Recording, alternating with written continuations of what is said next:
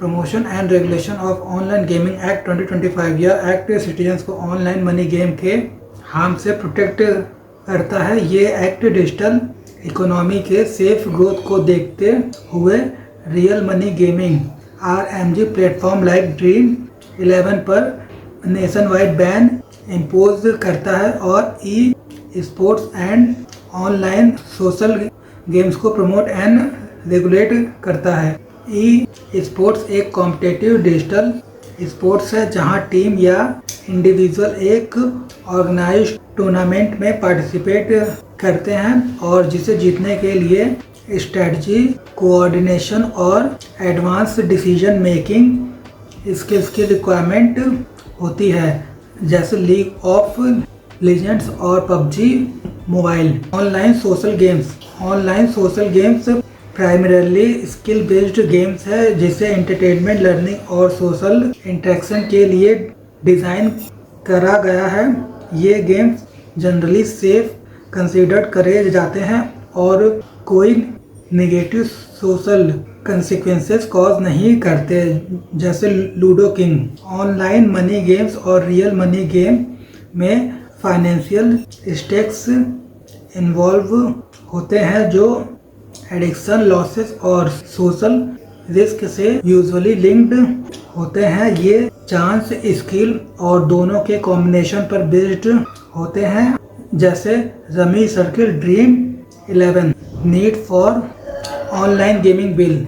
Addiction and financial loss से protect करने के लिए ऑनलाइन गेमिंग बिल लाया गया। ऑनलाइन मनी गेम्स जैसे रमी सर्किल कंपल्सिव प्ले को प्रमोट करता है जो ह्यूज मॉनेटरी लॉस और फैमिली डिस्ट्रेस कॉज करता है।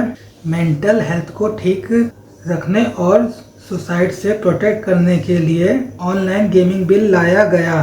फाइनेंशियल लॉस के कारण मेंटल हेल्थ डिटोरिएट होता है और लोग सुसाइड भी करते हैं। Electronics and information technology ministry के रिपोर्ट के अकॉर्डिंग ऑनलाइन मनी गेमिंग के कारण पिछले 31 मंथ्स में 32 सुसाइड रिपोर्ट करे गए हैं। फ्रॉड एंड मनी लॉन्ड्रिंग से प्रोटेक्शन के लिए ऑनलाइन गेमिंग बिल लाया गया। ऑनलाइन गेमिंग प्लेटफॉर्म को इलीगल एक्टिविटीज और मनी लॉन्ड्रिंग के लिए भी यूज करा जाता था। ऑनलाइन गेम्स का illegal market growth 8.2 lakh crore का एस्टिमेट करा जाता है।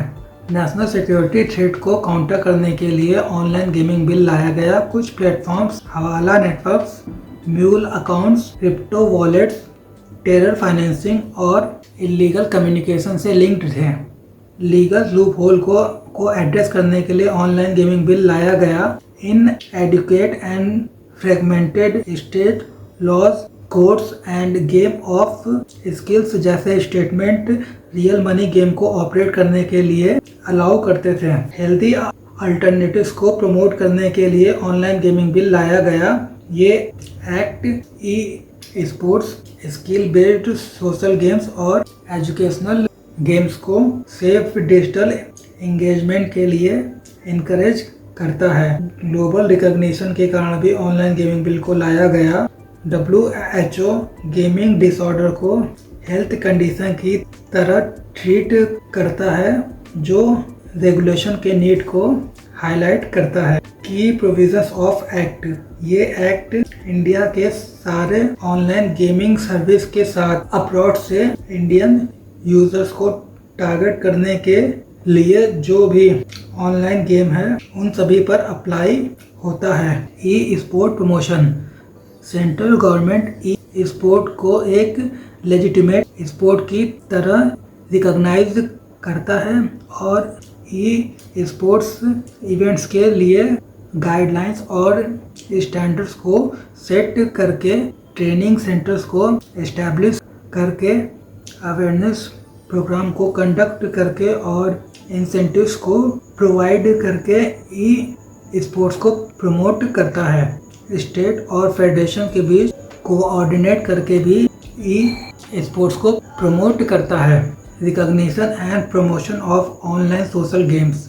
सेंट्रल गवर्नमेंट रजिस्ट्रेशन मैकेनिज्म को क्रिएट करके, डेवलपमेंट प्लेटफॉर्म्स को सपोर्ट करके सेफ एक्सेस को इंश्योर करके, अवेयरनेस प्रोग्राम को रन करके, स्टेट एंड इंस्टीट्यूशन के साथ कोऑर्डिनेट करके और अदर नेसेसरी मेजर्स के द्वारा रिक्रिएशनल एंड एजुकेशनल पर्पस के लिए ऑनलाइन सोशल गेम्स को प्रमोट, रजिस्टर और रिकॉग्नाइज करता है। Ban on online money games. ये लॉ किसी भी पर्सन को online money game, skill, chance और बोथ को ऑफर, प्रमोट करने और एंगेज रहने से प्रोहिबिट करता है।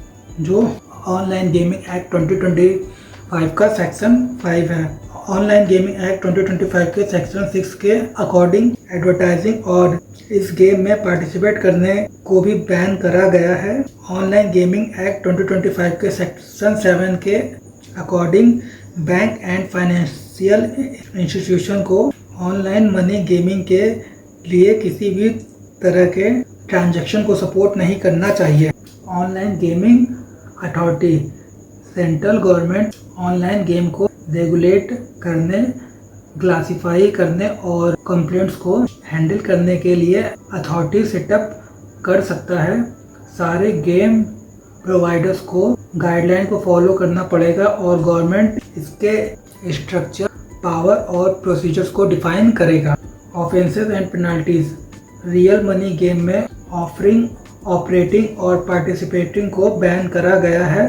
फर्स्ट ऑफेंस के लिए 3 साल का जेल या 1 करोड़ का फाइन या दोनों, और रिपीट ऑफेंस के लिए 5 साल का जेल और 2 करोड़ का फाइन एप्लीकेबल होगा।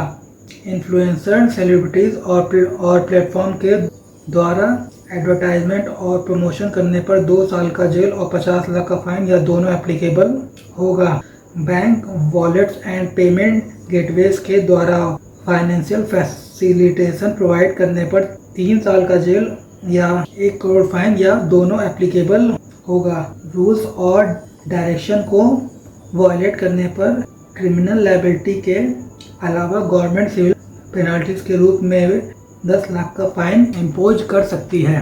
सेक्शन 5 और सेक्शन 7 के अंडर ये गए offences cognizable and non bailable है, जिसका मतलब पुलिस बिना वारंट के अरेस्ट कर सकती है और बेल का राइट भी नहीं मिलेगा। गवर्नमेंट और अथॉरिटी के डायरेक्शन और ऑर्डर को वायलेट करने पर 10 लाख तक का fine, suspension, cancellation of registration और प्रोहिबिशन ऑफ ऑफरिंग गेम्स को इम्पोज करा जा सकता है।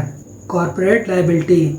यदि किसी कंपनी और ऑफिसर्स के कंसेंट या उसके नेग्लिजेंस के कारण कोई ऑफेंस होता है तो इसके जिम्मेदार कंपनी या ऑफिसर्स ही होंगे।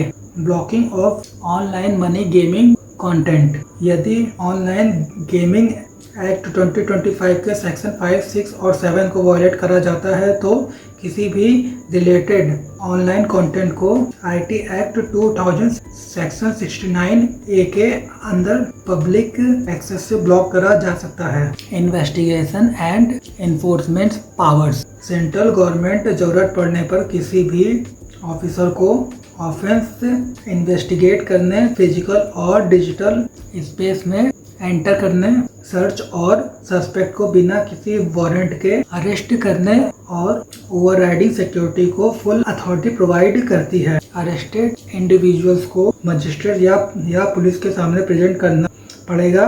भारतीय नागरिक सुरक्षा संहिता BNSS 2023 एक्ट सेक्शन के अंदर अप्लाई होगा। Protection from legal action. Central government authority और उनके ऑफिसर्स इस एक्ट के अंडर एक्शन लेने पर लीगल प्रोसीडिंग से प्रोटेक्ट रहेंगे। Rule making powers. Central government act को इम्प्लीमेंट करने, ई स्पोर्ट को प्रमोट करने और गेम के रजिस्ट्रेशन अथॉरिटी पावर्स और अदर नेसेसरी मैटर्स में रूल बना सकती है और सारे रूल्स को पार्लियामेंट में प्रेजेंट करना पड़ेगा।